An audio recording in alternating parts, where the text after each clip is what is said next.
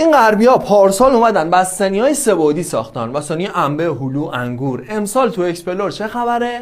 بچه انبه و هلو میشه موز، بادمجون میره خونه کیوی، پیازم که ماشاءالله آباد کرده. از اون موقع برنامه داشت خیانت رو ترویج کنه. بستنی عروسکی چش بود؟ چوب رسیده بود به اینجاش ولی داشت لبخند میزد. بستنی دوقلو هم که کامل جمع کردن که مبادا کسی ببینه دلش بچه دوقلو بخواد. غرب عاشق اینه که ما رو با موسیقی بزنه. رفتن سراغ اندی خوند. خوشگلا باید برقصن، خوشگلا چی میگه؟ میگه نشستی زشتی، چون خوشگلا پا شدن. میگه ایرانی پاشو. پاشم تو چیکار کنی؟ آهنگ بعدی رو خوندندی. دارم میرم به تهران، دارم میرم به تهران. داره میگه تو پاشو، من میام پایتخت رو میگیرم.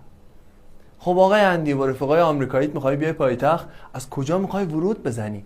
اندی آهنگ بعدی رو خوند. خرمشهر، آبادان، اهواز، مسجد سلیمان. کجا یار بندر، برگرد به شهر خوبان. همون موقع میدونستن حمله کنن عقب نشینی میکنن، برگرد. غرب با سیاوش قمیشی هم مسته بود. آهنگ خونده من فقط عاشق اینم. آقا بیا بگو من فقط عاشق دینم. سیاوش تو 5 تا زن گرفتی، یعنی چی عاشق اینم؟ تو عاشق آنهایی، انتن تومان تو نه. غرب ماچا رو آورد. اختاپوس دیدی چجوری میچسبه به پوست آدم؟ قدیم میرفتی خونه فک و فامیل، ماچای پیرزنا اختاپوسی بود، میچسبید ولت نمیکرد. ماچا رو بردن تو کافه ها، ماچا از خونه ها حذف شد.